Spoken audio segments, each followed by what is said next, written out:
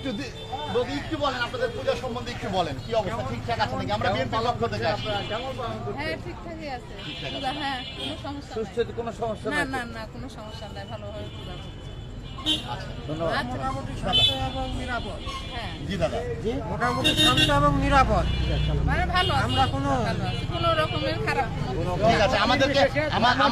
আমাদের জনাব তারেক রহমান, খালেদা জিয়া খোঁজ খবর নিতে পেরেছি, হিন্দু সম্মত ভাই বোনরা ঠিক মতো পূজা করতে সারা পারছি কিনা। বাংলাদেশে এত স্বেচ্ছাসেবক BNP দিয়েছি তো, আমরা। সেটা ঠিক আছে, কিন্তু নামটা জানলে একটু করতে হয়। আমি 12 নম্বর ওয়ার্ড বিএনপি সভাপতি, আমার নাম রাকিবুল ইসলাম রাকিব, আর উনি বোয়ালিয়া থানা পশ্চিমের সভাপতি শামসুল হোসেন মিলু।